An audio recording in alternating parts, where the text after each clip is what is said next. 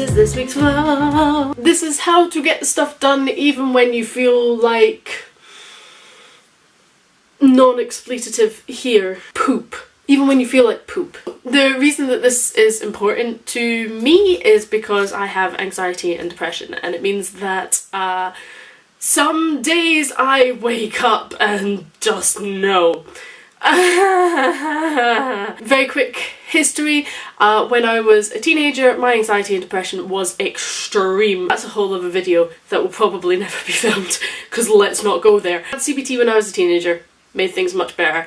After my first child, I think it was probably a bit postpartum mixed in with the normal anxiety and depression. Since then, I have worked out a whole bunch of ways that work for me to get me out of that funk and to get me out of that fog and to keep me working. Quick disclaimer, these are the things that work for me. I have come across 1,000,001 things that do not work for me. For you, these may be some of the things that do not work for you. Obviously, this also applies if you do not have a mental health disorder and it's just you feel like a bit of poop, you have the cold, or you feel run down, or life is just lifing you at that particular moment in time. These will also apply, but specifically for me, they're for when I have particular down points. Step 1. Get organised.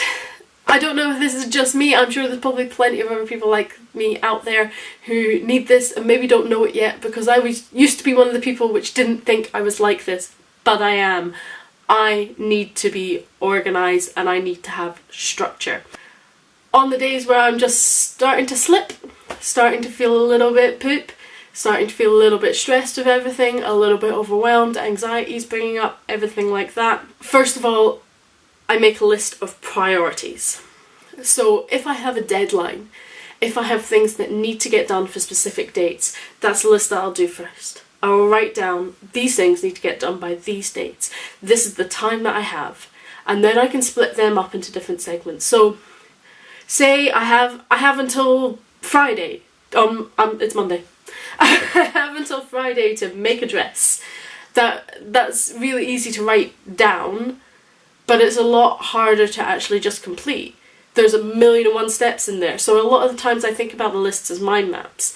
So you have one list, but that sprouts off a list for that, it sprouts off a list for that, and it sprouts off a list for that. And that way you can organise your time much more efficiently, especially if you have quite a lot of deadlines coming up and you have quite a lot of stuff to get done.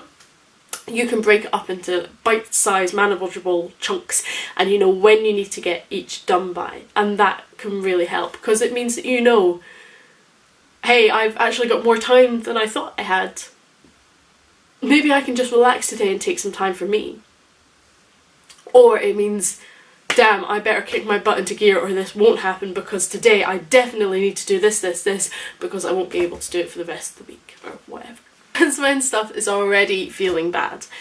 But I strongly recommend that you organise your time when you're feeling good, hopefully on a weekly basis. I do a month and a weekly thing. What I do and a daily thing.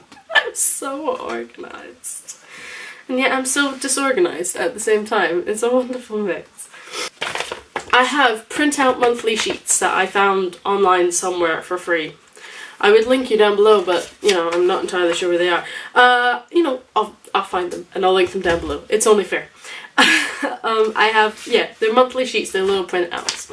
I print some of these out at a time, and I write in everything. It's basically just a calendar. You could also just buy a calendar. I just like having them on separate sheets. It means I can lay them all out and see like a 6-month plan. So once a month I'll sit down and I'll vaguely rough that out, but every week I'll go back in and I'll refine it and work out like, will I actually get into the studio that day, or is there something else happening? On top of that, every day that I'm coming into work, I'm also writing to-do lists for everything, and I have a notebook specifically just for the to-do lists so that I can see at a glance what I did the last time I was in the studio and make my to-do list for the day. And I sit down every morning that I'm in the studio and I have 10-15 minutes just to organise my time. The more I organise the time, the more constructive I'm being with it. I used to just come in and just be like, I'll do whatever. And I'd sometimes forget that I had deadlines and things to work on, and I'd also just then spend like a whole day tidying when I could have spent 10 minutes tidying, and you know, stuff like that. If I organise my time, I'm much better. Write lists of what you have to do. Organise your time and prioritise. I would also say that comes into this category of getting organised. Sometimes it's really hard to find the inspiration to get stuff done when you're feeling really overwhelmed, and one of the things I do is I tidy my workspace. It really helps. I think sometimes when my workspace is cluttered and messy, it makes my brain feel cluttered and messy. Which is funny because it's always cluttered and messy. The other thing is to have a workspace. I'm incredibly lucky that I have this amazing space now. Didn't always. I used to have a desk with everything piled on top of it. Just because you don't specifically have space doesn't mean you can't have space. When I'm doing paperwork in the house, I don't have a desk space because my youngest would destroy it in an instant. So I have this. This is the portable desk. If I'm not working, I can close it and put it away, and I'm not surrounded by the things that I have to do. If I am working, I open it up and I can instantly see organised space, allotted time to do stuff in. It's great. Number 2, take time for yourself. This is basically mindfulness. And I'd strongly recommend researching mindfulness.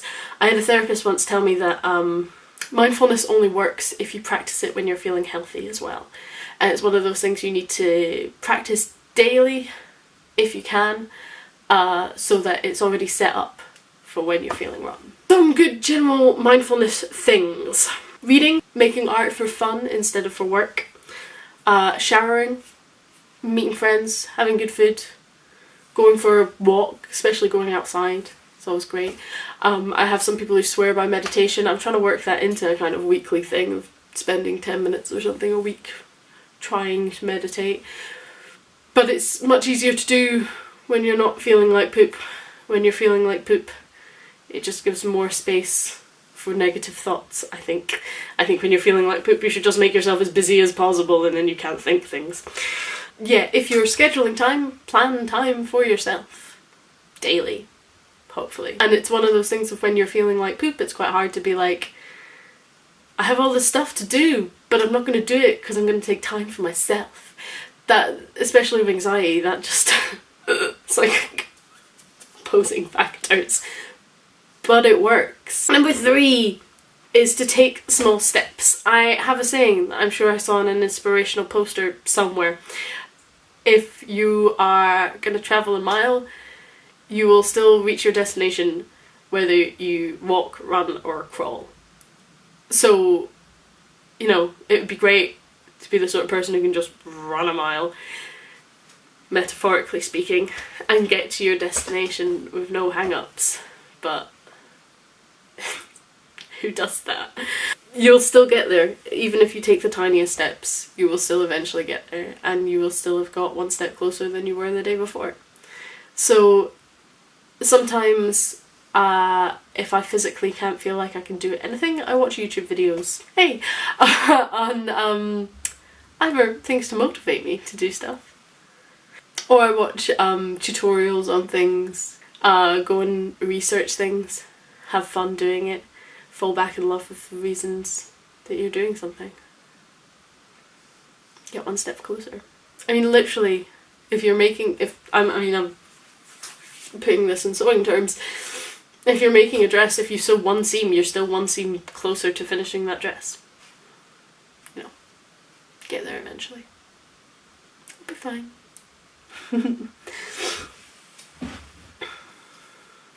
So, yes, this was my slightly rambling video on how to get stuff done even when you feel like poop. And, like, just remember we've been there. You know what I mean? You're not alone. And just because you feel cruddy and poopish one day does not mean that that's how you're going to feel for the rest of your life. This too shall pass, and it doesn't define who you are. You can do amazing things. You can be an amazing person, even if on this particular day you are a slug in a duvet watching YouTube videos. That's fine. Don't beat yourself up about it. It's all good. But yeah, I hope this helped in any way, shape or form. If it did help you, please let me know. I would love to know if I'm not the only one that this stuff helps for. Like I said, this is just me. What helps for you might help for somebody else, so chuck it down in the comments down below and I would love to see what your ideas are, and I can try them out myself as well, see if I can claw even further back. Because sometimes it feels like walking up a down-going escalator. You can't let it spiral, you can't let it keep going, you've got to just keep ploughing forward, but it is exhausting. If you have enjoyed this video, please give it a thumbs up. It lets me know that you like this and that you would like to see more of this kind of content. If you would like to see more videos like this and follow along my design process in designing my first fashion collection, woohoo, then subscribe and follow along with that. I produce new videos every week and I upload them on Wednesdays, usually. Love you, bye.